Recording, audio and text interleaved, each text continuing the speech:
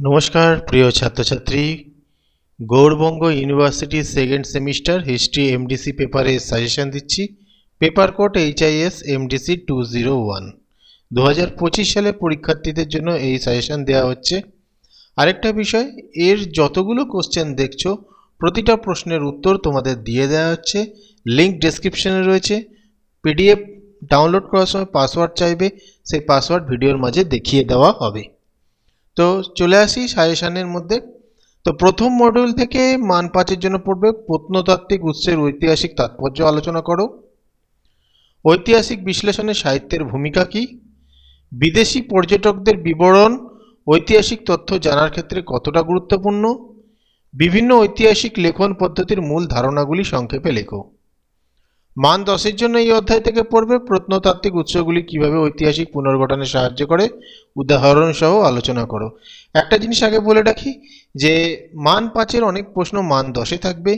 মান 10-এর গুলো ভালো করে পড়লে মান 5-এও কমপ্লিট হয়ে যাবে। তো দ্বিতীয় প্রশ্ন হচ্ছে এই অধ্যায়ের 10 নম্বরের জন্য, ঐতিহাসিক তথ্য অনুসন্ধানে সাহিত্য ও সাহিত্যিক উৎসের সীমাবদ্ধতা ও সম্ভাবনাগুলি বিশ্লেষণ করো। মধ্যযুগের ভারতীয় ইতিহাস রচনায় বিদেশি পর্যটকদের বিবরণের গুরুত্ব মূল্যায়ন করো। ইতিহাস লেখার বিভিন্ন পদ্ধতি সময়ের সাথে সাথে কিভাবে পরিবর্তিত হয়েছে। দ্বিতীয় মডিউল থেকে মান 5-এর জন্য পড়বে মধ্যযুগীয় ভারতীয় রাজনীতিতে স্বাধীনতা এবং অধীনতার সম্পর্ক ব্যাখ্যা করো। বাংলায় আফগান শাসনের গুরুত্ব সংক্ষেপে আলোচনা করো। মুঘল সম্প্রসারণ কিভাবে বাংলার রাজনৈতিক পরিস্থিতিতে প্রভাব ফেলেছিল।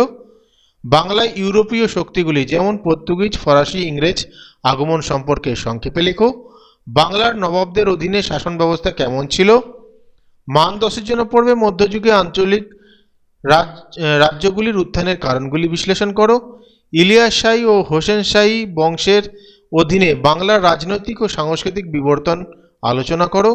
বাংলায় মুঘল কর্তৃত্ব প্রতিষ্ঠার প্রক্রিয়া এবং এর প্রভাব বিস্তারিতভাবে আলোচনা করো। অষ্টাদশ শতাব্দীর বাংলায় ইউরোপীয় শক্তিগুলির পারস্পরিক প্রতিদ্বন্দ্বিতা এবং এর ফলাফল ব্যাখ্যা করো। বাংলার নবাবদের শাসনকালে রাজনৈতিক অস্থিরতা এবং অর্থনৈতিক পরিস্থিতির একটি চিত্র অঙ্কন করো। মডেল 3 থেকে মান 5-এর জন্য পড়বে সুফিবাদের মূলনীতিগুলি কি কি। মধ্যযুগের বাংলায় বৈষ্ণব ধর্মের প্রভাব আলোচনা করো। মধ্যযুগের বাংলায় কৃষি অর্থনীতির প্রধান বৈশিষ্ট্যগুলি লেখো। মধ্যযুগের বাংলার সামাজিক চিত্র কেমন ছিল।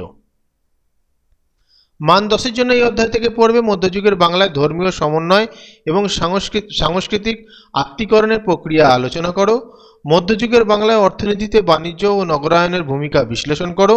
মধ্যযুগের বাংলার সাহিত্য, শিল্পকলা ও স্থাপত্যের প্রধান বৈশিষ্ট্যগুলি উদাহরণসহ আলোচনা করো। এই হলো তোমাদের সাজেশন। এগুলো ভালো করে পড়ো, এখান থেকে আসার চান্স প্রবল রয়েছে। আমি শর্ট কোশ্চেনের সাজেশন দেবো, পারলে একটা ফাইনাল সাজেশনও দেবো বড় প্রশ্নের। যে পিডিএফটা দিচ্ছি লিঙ্ক ডেসক্রিপশনে রয়েছে, তার পাসওয়ার্ড ভিডিওতে দেখিয়ে দেওয়া হয়েছে, সেটা দিয়ে তোমরা ডাউনলোড করে নাও এবং ভালোভাবে পড়তে থাকো। ভিডিওটা ভালো লাগলে লাইক, কমেন্ট, শেয়ার করে দিও।